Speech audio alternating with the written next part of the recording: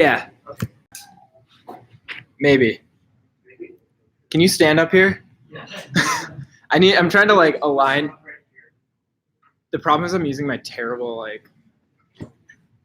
That's probably too close. Yeah, I was hoping. What's the view from over there? I think if we move it like right What here. about on the far table? Do you think that'll fit in the way? I think that'll just be too far. I think this is pretty good, right? Yeah, that looks pretty good. All right. Well, this is live right now, so. Oh, it's live. Oh yeah, I don't know. I thought that's what you meant, but it records it too. So.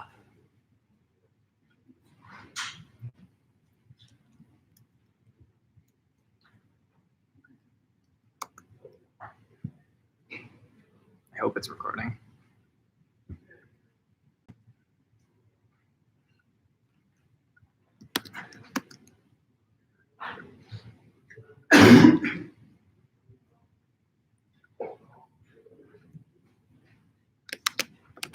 What's your battery life like? Do you need a plug? 100%.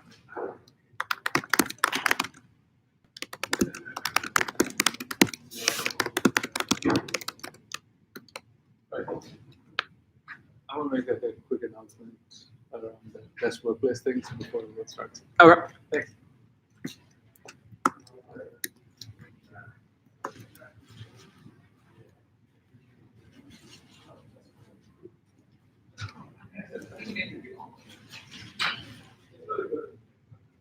All right, I think it's good enough.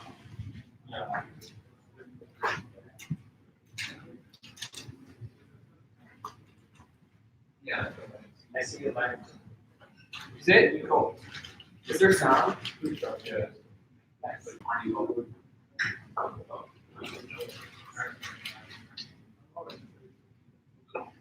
Oh, yeah.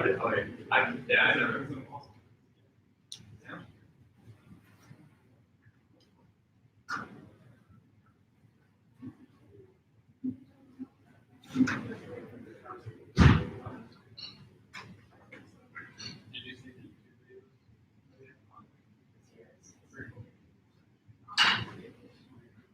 Really? Yeah, I'm just gonna come on 3 card.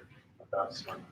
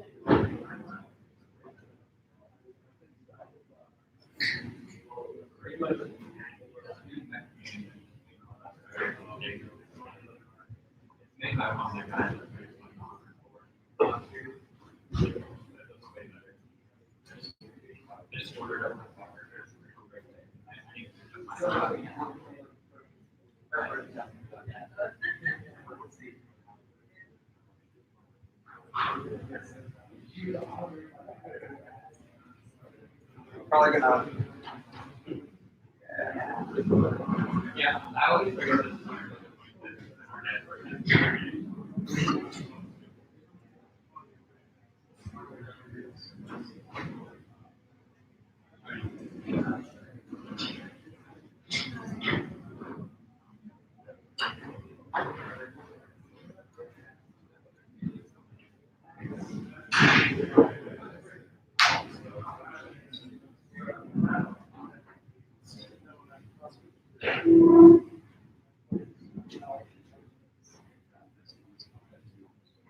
You wanna see some tricks? Is that why you're looking? Yeah.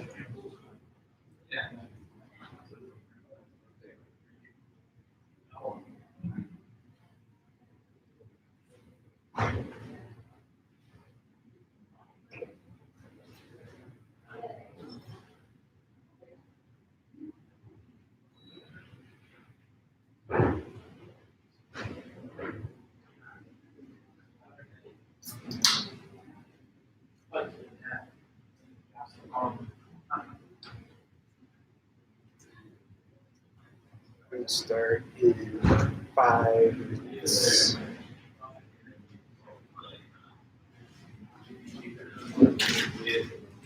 It was actually a lot. They didn't even come off. They didn't even come off. And it's just like, we're back to this house.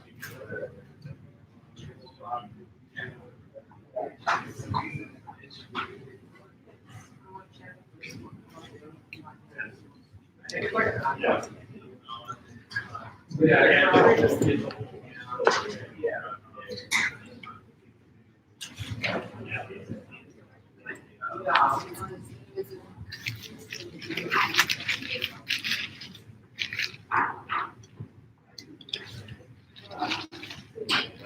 I'm gonna push it back to like 210.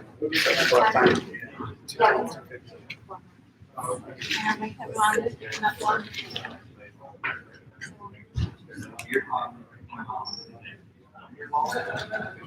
don't know. All it says is like,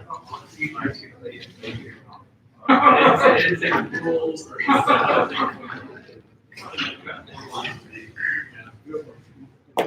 all right, 0 G. It's like all. Old man. I'm so excited, man. Thanks, FB. Good to see you. Cool. Good. This is hitting. It's like an NFL helmet. That's what it looks like. Seriously. Product. So what are you going to teach? You're going to teach us how to use WordPress? Yeah, I'm teaching us. Yes. Yes. Hold on. Oh, you're recording? Yeah. Oh. I don't want to be in this thing. Recording. Oh, I don't want to. You don't have to. You can just watch. I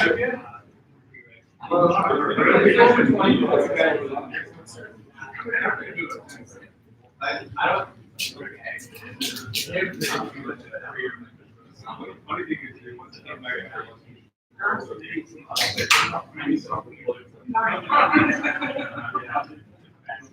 Now I understand how it all comes. Now I can see it. Yeah.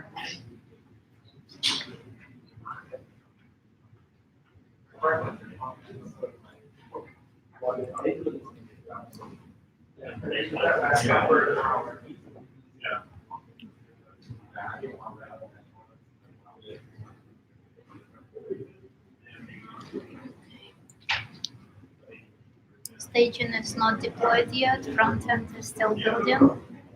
So nothing to worry about. That works for me. Yeah.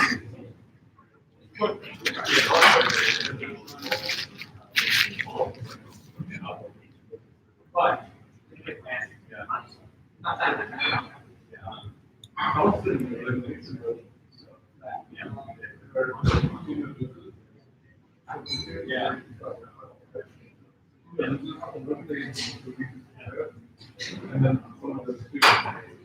Oh, okay. We get the point of like, that's one guy, you know, do 5.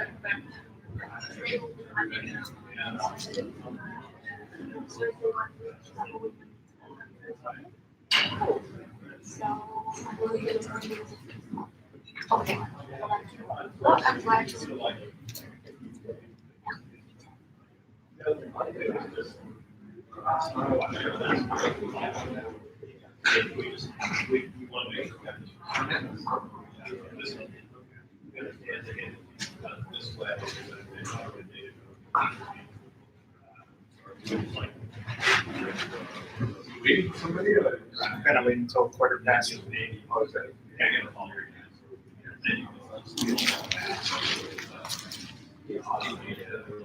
Yeah, 3 more minutes.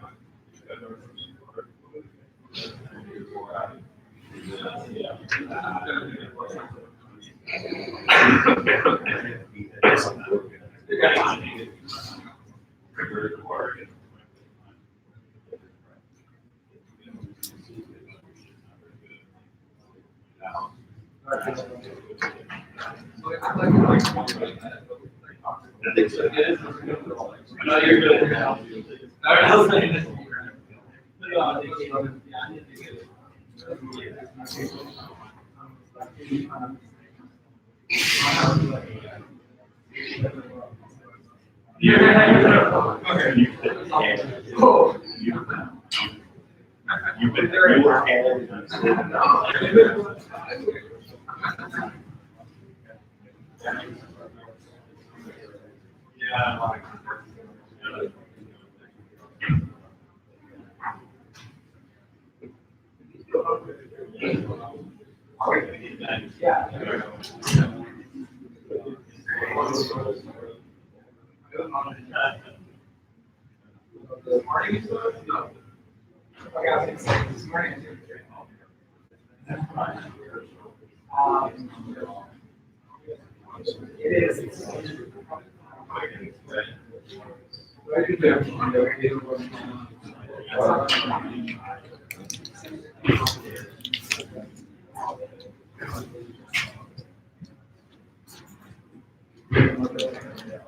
yeah. Yeah. So I grew up in California now.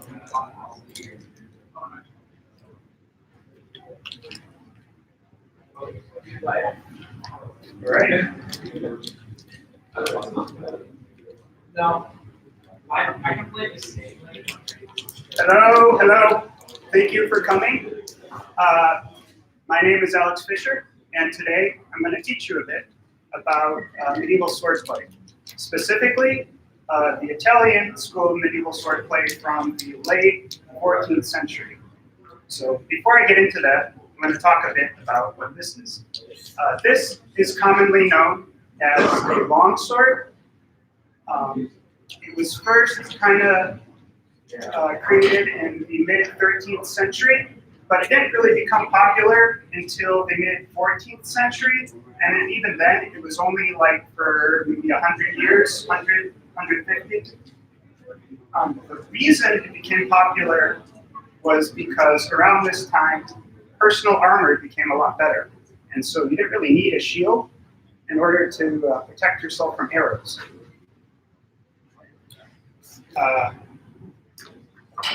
Another reason this became popular around the mid-14th century is because of a little thing known as the Black Death. It's estimated that up to 60% of people in Western Europe died because of bubonic plague. And because of that, there were a lot of middle-class people who suddenly had a lot more room to get more money. And one of those groups of middle-class people were fencing instructors. One of those fencing instructors was a man named Fiore di Liberi. And if you don't know, in Italian, Fiore means flower. So you have this mercenary who became fencing master with the first name Flower. It's theorized, more like hypothesized, that this was a case of him kind of overcompensating a bit, maybe a little, toxic masculinity. But anyway, he wrote a book called The Flower of Battle. And he wrote this book in order to give to, on commission for various lords around feudal Italy. Back then, Italy was a collection of city-states and not really one kingdom. And the reason he did this was because, for the off chance that this lord never needed to do a duel. So it's optimized for one-on-one combat, but it's applicable to battlefield combat as well, or was applicable to battlefield combat. The sword is obviously an obsolete weapon. The sword was a backup weapon. In actual combat, the first thing you'd want to use is like your polearm, then maybe a mace if you had it, and then maybe you draw your sword. So this didn't actually see a lot of action. And of course, in the normal people, or even for the lords who use this kind of weapon, 99% of them probably would never actually unsheath their sword in anger. So that's something to keep in mind. And that's why fencing instructors are so important. So, getting started, what I'm going to do is I'm going to show you some things. Yep. You said it fell out of use after 100 years? Why is that? Oh, the reason for that is because in civilian use, the swords gradually became thinner, and they realized that it's kind of safer to thrust instead of cut, and that eventually transitioned into what we know as the rapier. So the long, thin stabbing sword very similar to the kinds used in modern Olympic fencing. So what I'm going to do is I'm going to show you some basic stuff, and then we're going to go through some of the various guards and counters. And if you are interested, I could use some volunteers to help illustrate how these things work. You will be on the side countering me, so you won't get hit, I'll get hit. No need to worry about that. I brought an extra fencing mask just in case you feel unsafe. Yeah, it's going to be all right. So first things first, I'm going to show you some footwork. So like in most martial arts, start shoulder width apart, step forward, bend the knee a little bit, put your weight on the balls, on the balls of your feet. 60% of the weight here, 40% here, and my back foot is tilted at a 45-degree angle. And the reason is I do that is so I can step more stably. And in Italian, there are in Fiore listed several different kinds of steps. The first step is passamento, and that's just moving this leg in front of the other, kind of like what I just showed. So like this. And while I'm doing this, I keep my back straight, my chin up. The yamana you like to use in the Chicago Swordplay Guild is like a haughty Italian noble. So yeah.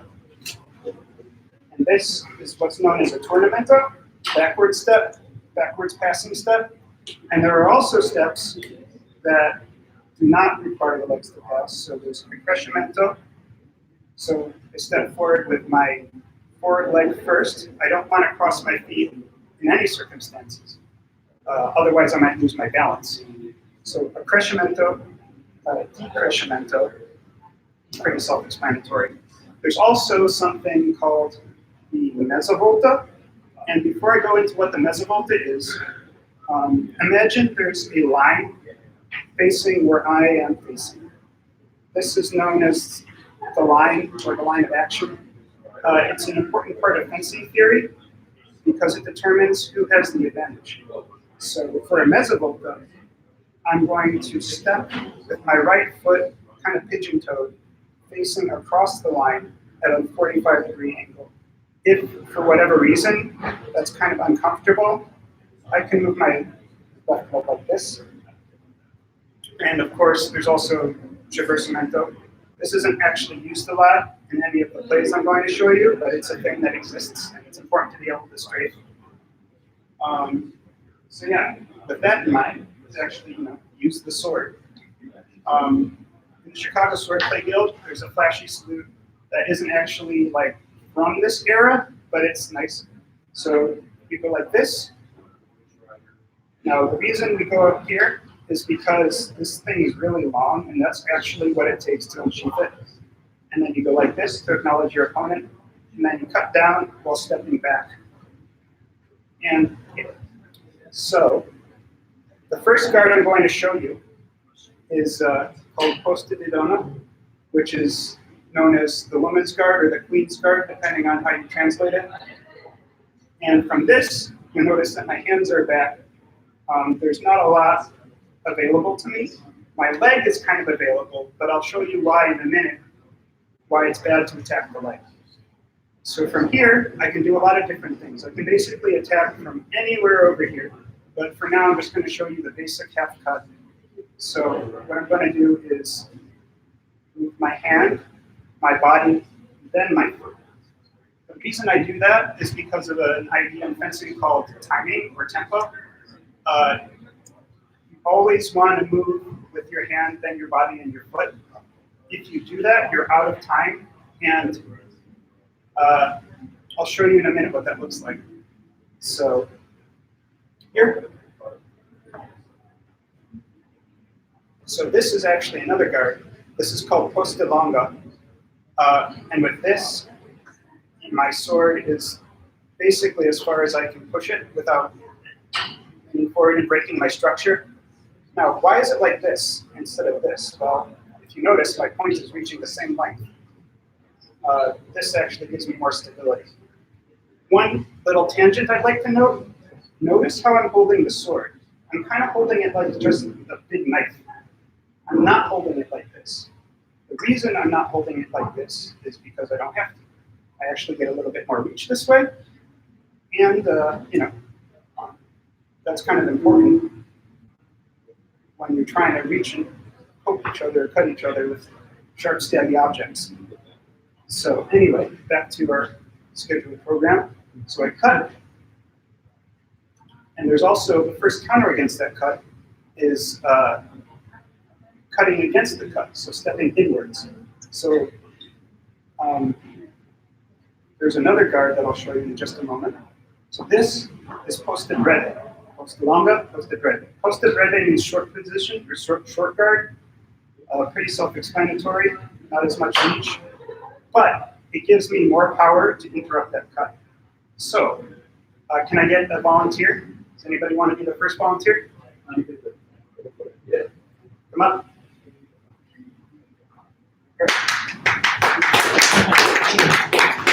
So this one isn't going to be super flashy. Okay. That's right. Sure. Well, I didn't know there was a sword. Oh, you're left-handed? Yeah. That's okay. Okay. It's unexpected. Yeah, step back a little bit. Yes. I'm gonna try to Okay. widen your spin. I mean, it doesn't really matter. Like this? But yeah. Okay. So hold the sword kind of like with this triangle. Yeah. Okay. Yeah, that's fine. That's great. Oh, okay. Okay. Now can you stick it out kind of like that? Okay. See? So what I'm going to do here is I'm going to demonstrate why you don't want to move with your body first. So I'm going to. Can you stick it out here? Oh, a little more? Okay, sorry. All right. So if I go try to take a big swing. Oh, that's bad. Yeah. So yeah, basic demonstration. If you want, you can stay up here for the next thing. I was going to show how the counter works. Okay, sure. Yeah. Okay. So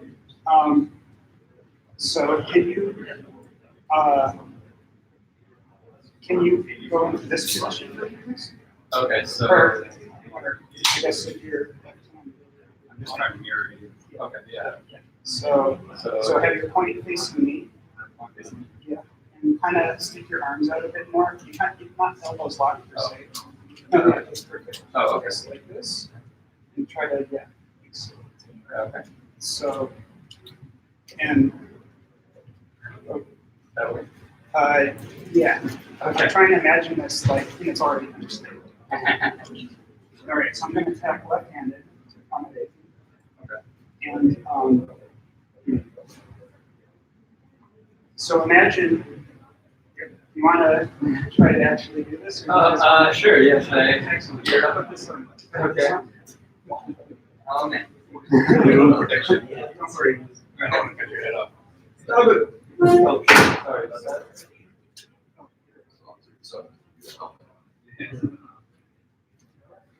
Okay. So same position. Yeah, same position. Okay. All right, so are you willing to try to cut into the guard? Cut into. How do I do that? So start here, kind of like open a baseball bat. Okay. Like this. Oh wait, hold on.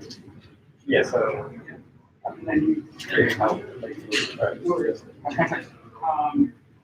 So I'm going to come in very slow, and I want you to end in this position. So can you show me this position? Okay, so you. Okay, so this. Facing. I'm sorry. Yeah, you want sticking with the point. Yeah. So. Yeah. Perfect. Right. So okay, go back to this. So you want me to get this, right? Yes. And so I'm going to come real slow. I try to smother my sword with yours. Yes. Now, one other thing you can do is if you get it just right, stab it. Oh, sure. Yeah. And even if you don't get it right, there's lots of other things you can do. So yeah, thank you very much. All right, cool. Thank you. Thank you. All right. So the next thing I'm going to show you. So that was cutting in. Now I'm going to show you cutting around. So this is known as the second play. So this, remember the mesovolta? I'm going to cut around. So this goes around the outside. And notice how I started like this instead of this.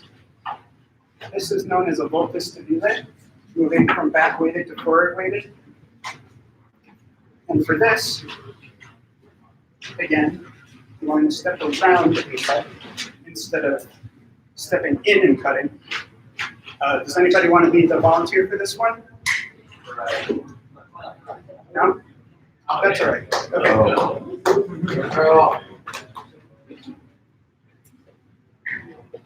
You can be really hard at it. The weight is like a real sword. Yeah, it's about 3/4 the weight of a real one, but even that is pretty heavy compared to what, like a Nerf sword or something. All right, so can you start here with kind of forward weighted? Try to widen your stance a bit more. And now, before we do anything with the sword, can you show me a step like this? Kind of? Excellent, yeah. All right, so can you start with your sword back like this, kind of like a baseball bat? And can you move from here to here? Yeah. You make sure to move your arms. Yeah. Make sure to move your arms first. Oh yeah. Okay. No worries. No worries. Yeah, it takes a while. Yeah, try to come in kind of sharp like that. You want to cut and be like this. Yeah. Pretty messy. Yeah. Oh, I'm sorry. Can everyone hear me all right? Okay. Okay, so I'm going to do my normal cut, and I want you to come in real slow and cut around. All right. So right now I'm just getting the spacing right. All right. So real slow. Yeah, time. Okay, yeah. So that's basically the. Oh, I see. So yeah. different cut system. Yeah, that's, so yeah, there's parry and riposte, but these counters are parries and ripostes in the same action. That's what makes them so special. They're also very ideal. In a sparring situation, it can be kind of hard to pull these off successfully. But the idea is that you get the core skills and then you expand it out from there. All right, thank you very much. Thank you.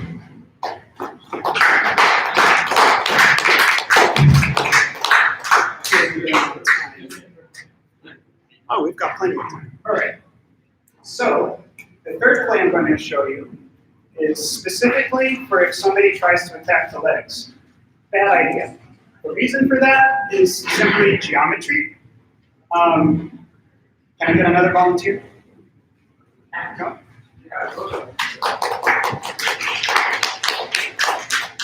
All right. So all you have to do is stick your sword out. It doesn't matter how. Yeah, it doesn't matter how. So notice, if I try to attack the legs, I have to bend down. My circle of influence is like this. I am sticking a part of my body out further than it needs to be. So that's generally why it's a bad idea to attack the legs. Maybe if I had a spear or something, that's a bit safer, but when somebody's sticking out a sword like that, it's a bad idea. So do you want to do the play as well, the counter?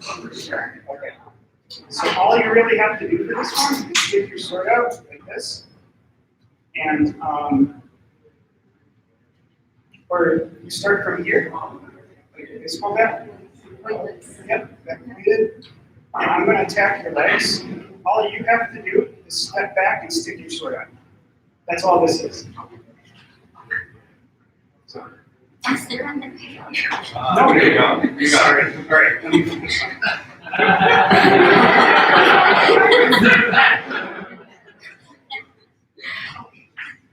Yeah. Trust me. Should I hit you? Yes.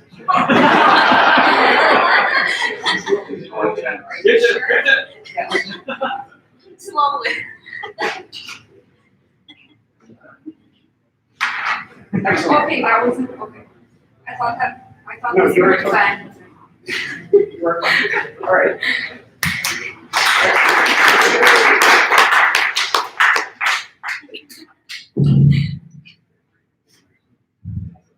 And this one's kind of special because it's you only do it if you're in a really bad spot. So right now I'm forward weighted. Maybe I step forward to attack. Maybe my opponent's just being really aggressive and I'm stuck like this. And they're swinging at me. And I notice maybe a little bit too late. So I have to cut down, smother their sword. This is like in a super emergency thing. And then I lift my sword up, try to strike them. If I miss, I can ribbon cut and step like this. So this one, this one you don't want to have to do, but it's there if you need it. Does anybody want to volunteer for this one? Sure. All right, this one is definitely going to put the masks on.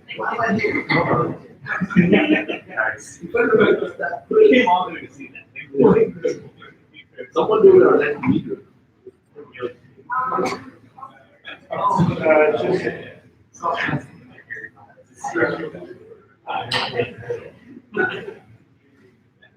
The masks are ready because I figured it's better to have a too big of a mask than one that literally wouldn't fit. So let's see. All right, so this one, can you stand forward wait for me, please? Yeah, that's good. Yeah.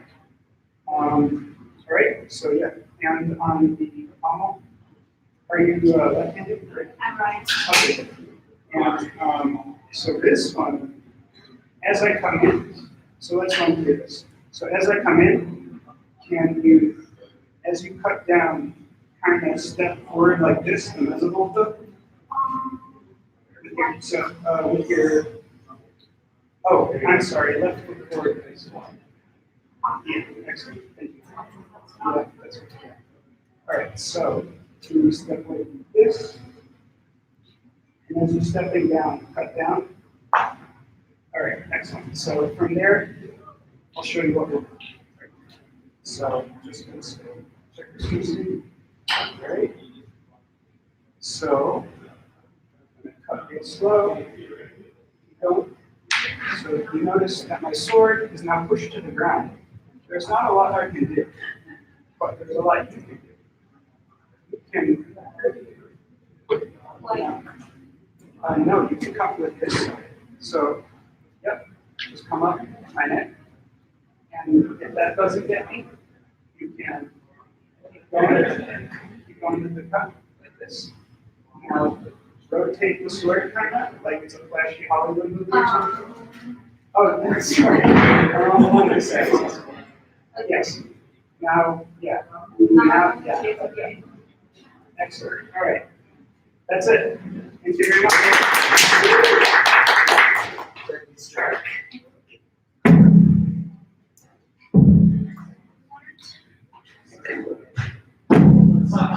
All right. So that's all I'm going to show you from this guard. The next guard is called Dente de Chigario, I believe, and it translates to boar's tooth. The reason it's called boar's tooth is because I can go like this, waking up like a boar. This is known as the universal parry. Coming in from this hip, going up, deflects pretty much any attack coming from here. So it kind of looks like I'm working a golf driver, kind of like that. Now once I'm up here, the sword is knocked away. I can just go like this. Does anybody want to show this one? Or volunteer? No, we're all about Chris. All right. Yeah. All right. So start from here. Are you on the back foot or the front foot? You're on the front foot. All right. So you start kind of like with it, like it's Are you ready? Yeah. Okay. So on your left side. Or no, yeah, right before. Yeah, right. Oh, mirror image. All right. Yeah, mirror image. Yeah. My bad.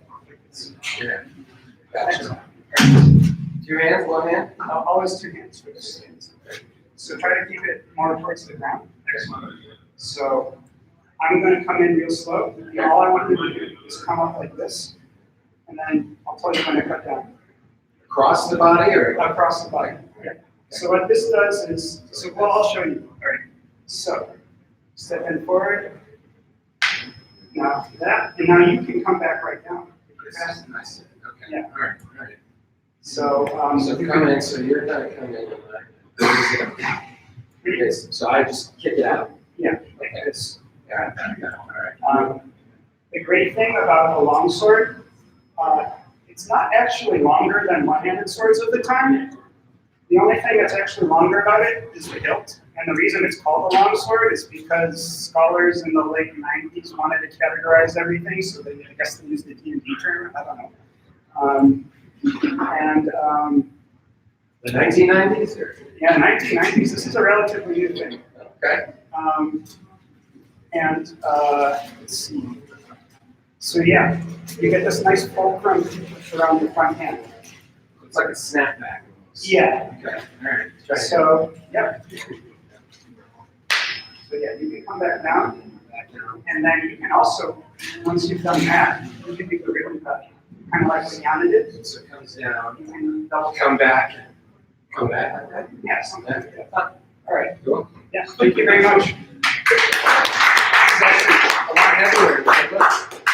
Yeah. I like this. Thank you. That's cool. All right. How about you on time? Great. Got about 20 minutes? All right. So, there's not a lot you can do from that guard. You can do this, or you can thrust if you want to, but that's something else. I'm not going to show that. The next guard is called Tute Porta de Ferro, and that translates to full iron gate. The reason it's called full iron gate is because there's another guard that I'm going to show you soon that's middle iron gate. Like this. So the gate is closed. From here, this is a nice kind of resting position. I got my toe pointed out 45 degrees, which kind of differentiates it from the other guards. Now from here, there's a lot of things I can do. What I'm going to show you, though, is a transition to another guard. So from here, if somebody's attacking me, I can try to collect the sword like this. And this is called poste frontale, which means crown. Because it kind of looks like I'm wearing a crown. So from poste frontale, the idea is that I collect the sword right here in the cross guard. They do serve a purpose. Very useful, cross guards.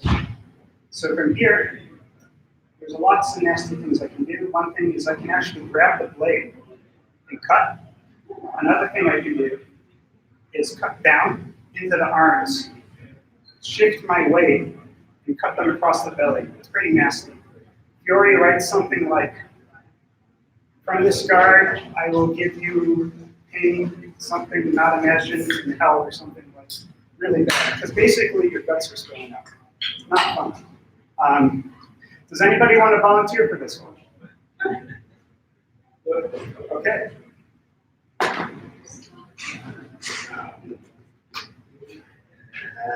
So this one's kind of tough. I often mess it up a lot. So we'll go real slow. Do you want a mask? Nope. Okay. All right. So can you start from here? So basically, your front foot forward, your legs a bit wider apart, and then you're kind of holding it like this, like you're taking a rest. Are you left-handed? Oh, you're ambidextrous. So can you hold it with your right hand?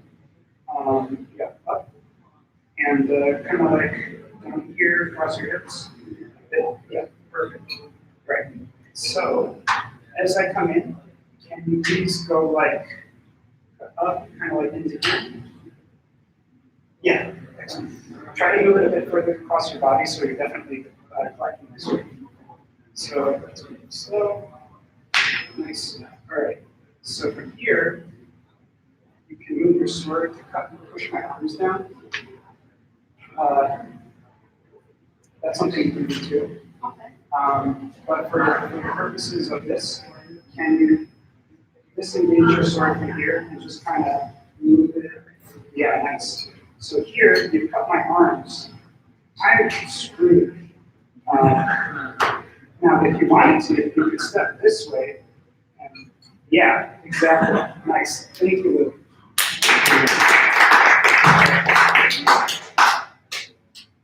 Okay. So that was a collection. There's also, you can also deflect the sword like this. Yep. How long does one of these spar, like, how long can one of these last? Or is it like you have 3 strokes and you can feel it then blow? Basic, oh, you mean like the nights and stuff?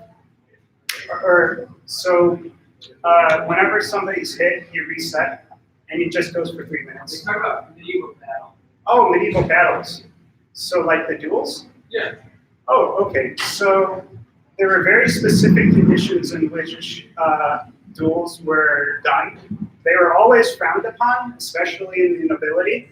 And there were lots of like barriers that people would have to cross to be like, are you really sure you want to do this? Are you really sure? Are you sure you're sure? If everybody was very, very sure, then sure, there would be, fence posts. The person who made the accusation against the other person would have to throw the first cut. And that's why a lot of these are counters, because it's basically saying, well, my lord would never do anything to insult somebody else. I'm going to show you how to defend against somebody who accuses you of a crime you didn't commit, or something like that. So the agent, and this is also the language we use in the set plays, the agent is the person who throws the cut, and the patient is the person receiving. Usually in a lot of these set plays, the patient wins, but not always. So that's kind of how these are set up. Usually the duels themselves would not last very long. If you go beyond like 2 or 3 actions, things are getting really dicey. You should probably back away. The movie shows it wrong. Yes, the movies show it wrong. Yeah, movies are like epic battles that take 5 minutes. Most sword fights are like when the hero is like killing all the smaller bad guys. Very fast. One more question. Yes. Why are there no shields? So around this time, shields fell out of use among the nobility, unless they were using a lance. And the reason for this is because their armor was good enough that they didn't really need it. They were wearing like full metal armor, chainmail underneath. There's so in the Battle of Agincourt, which was a famous battle during the 100 Years' War between the English and the French were defeated because their knights charged in on their horses against the main front line of the English archers. And English archers were just shooting arrow after arrow at them, and they killed their horses. And they had to trek up into this mud to reach the front lines. Eventually, they were defeated, but they weren't defeated because they died. Like most of them were just captured. So that's how good the armor was back then. And in fact, Fiori has an entirely different system for armored combat. So this is for unarmored combat. But unarmored combat doesn't mean no protection. Even unarmored clothing back then was still pretty protective. It was thick, fancy materials. And if you've ever seen I imagine most people haven't, but swords and knives don't cut very well through thick fabric. It's just they bunch up. It's just the physics of it don't add up. Now, if I'm wearing a t-shirt like this wouldn't do much, but anything thicker than this would definitely provide some protection. So that's why a lot of these are not just like flick like that. They're usually like thrust cut combos, or just really wide actions, stuff like that, just to make really sure you get some power behind it. All right, so so you're going over the collection like this. We can also deflect like this, but then you don't end here. What you actually do is it's something a bit more fancy. You go like this. So you deflect, and then you do a ribbon cut around on your shoulder. Got So let's see, after this, we have 2 more guards. So I need 3 more volunteers. People are allowed to go again. Anybody want to volunteer? No. Excellent.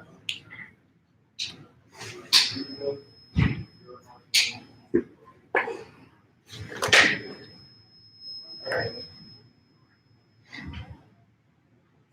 Sure. All right, so can you start with this room? Yep. Yeah, nice.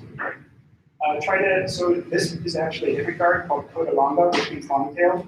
Try to move it, try to move it a bit so it's across your I'm not following. Oh, okay. Yeah. All right, so can you kind of go like this screen? Yeah. And this? Yes, nice. All right. So let's do that again, except I'm going to try to very slow. All right. All right. So try to angle your sword so that it's deflecting nicely. Okay. Sorry. I'm doing this. Cross the board. Yeah, cross it. Oh, gotcha. Works. Nice, right? Now, yeah. I should be there. Third. You always go for the neck. Ideally, yeah. Neck or maybe shoulder. If you're hitting the shoulder, it's very hard to use a two-handed sword. So there's that. Makes sense. All right, yeah, thank you very much.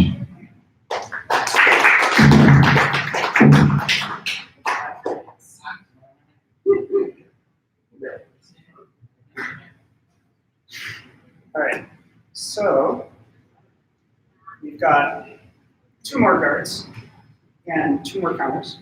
So this, as I was mentioning before, is Porte de Ferro, Mesoporte de Ferro, Porte de Ferro, middle iron gate. This is a very nice one because if somebody's just like coming up straight at you, just go like this, you're dead. Ran into my sword. But that's not why we're here. The reason we're here is to show you the window guard. I don't remember, but it's the window guard. And the reason it's called the window guard is because I'm going like this. It's kind of looking like I'm looking out a window. And this is a very interesting guard because there's a variety of things I can do from here. Now, why would I want to go into here? Well, as you can see here, the thing that's highest up is my pommel. The pommel should then be the first thing that goes up. So, this. Now notice how my sword is at a 45-degree angle. The reason I do this is because if I'm like this, my fingers are going to get hit. And trust me, your fingers will get hit if you try to do it this way. I have had it happen to me many times. It hurt. So you can also do left-handed, like this. Where is it locked? I'm going to show you in just a second. Okay. Also the normal cut. Okay. So yeah, you want to cross the body like this. So if you notice, my sword is crossing the center line. So there's 2 things I can do from this. I can either step in and thrust this, or if I need to step away for whatever reason, or the person's hitting really hard, I can go like this, let the sword slide down as I do this, then cut around. Any volunteers? Want to go again? Like,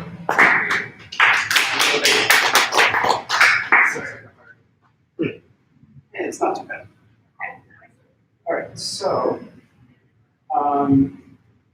so you start here, kind of just, make sure your feet are spread out with your, let's go like this.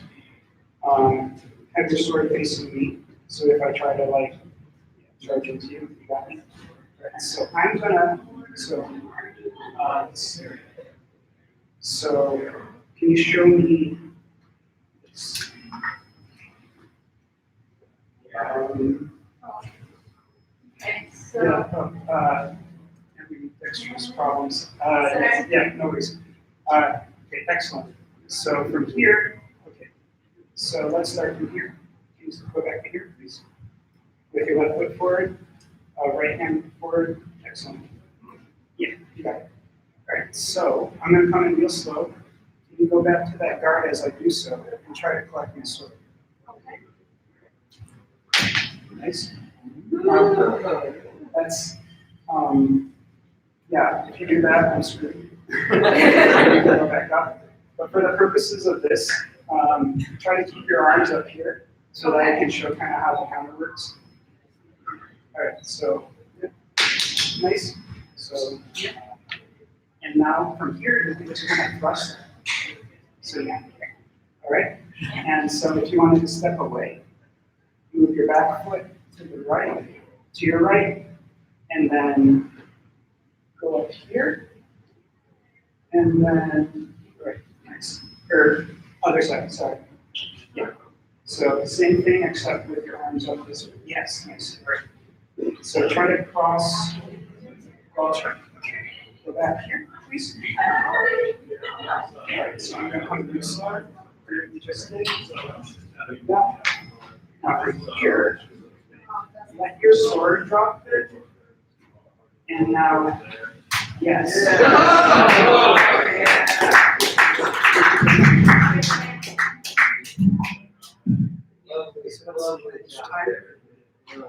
All right, excellent, perfect. All right, so running through everything I just showed you. So this is basic cut. And this is the first counter, cutting in, cutting away, stepping back,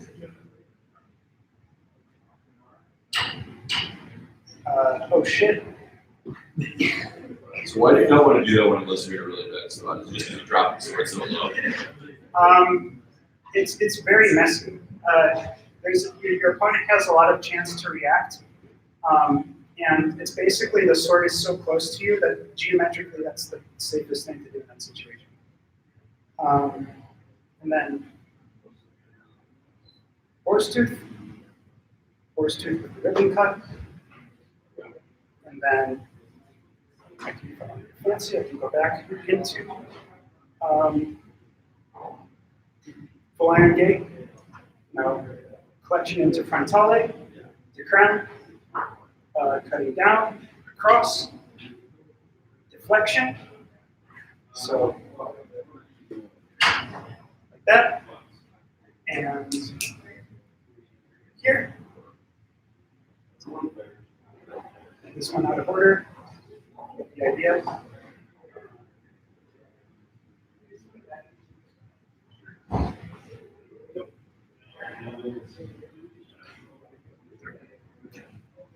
There we go. All right. And yeah, that's it. There's obviously more to this, but perhaps I'll save that for another one. Questions? So how did like handedness like affect the combat? Like if Zach is left-handed, do you have an advantage? Usually what happens is that left-handed, here, I guess I can just use the microphone now. Usually what happens,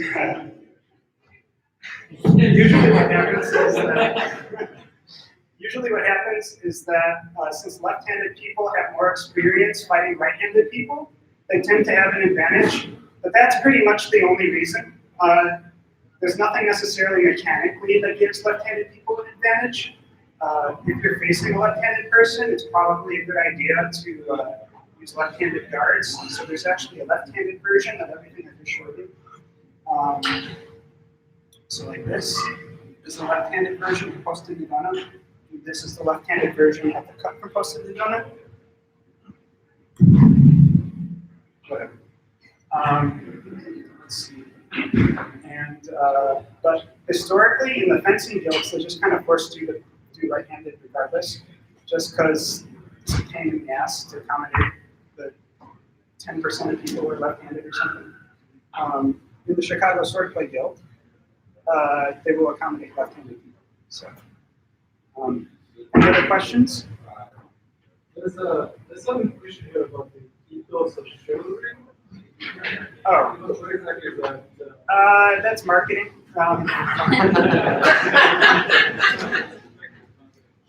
Yeah. What is a typical match, like a sparring look like? You said it's 3 minutes and it's 3 movements, or what? 3 minutes, and you get as many duels as you want in those 3 minutes. In an actual tournament, the tournament scene is very young, but in a tournament you'll have like maybe 6 judges with flags, and they'll raise their flag if they see a hit, and then they'll vote on whether it was a killing blow, whether it was a double hit. Reset and try again, and then another Yeah. would happen, and then whoever has the most at the end of those 3 minutes is the winner or whatever. No, the 3 minutes are just for fun sparring. There's usually a time limit for those things, but So the first blow is the end of the match, killing or whatever. if both people hit each other at the same time, Yeah. then both people are dead. That's another thing that this type of You both lose? yeah, well, both score a point. It's kind of controversial. People are still trying to figure out a good way to do it.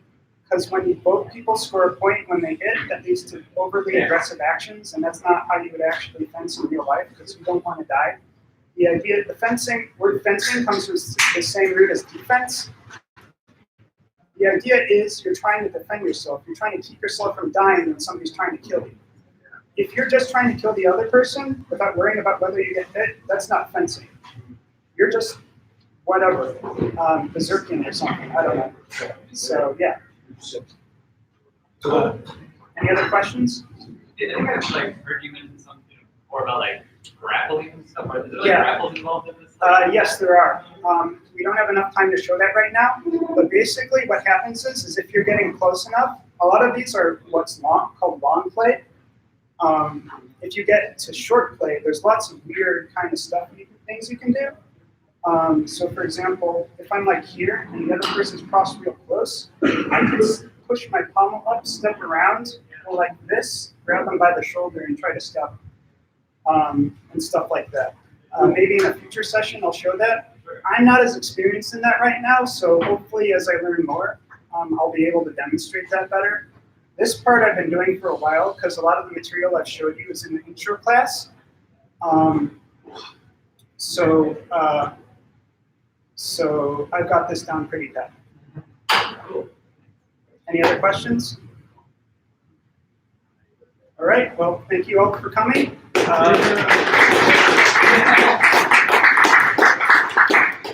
There will be future sessions, I hope, so.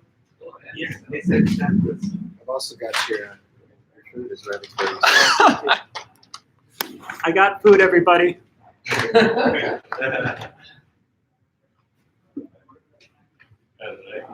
Hot bones chicken.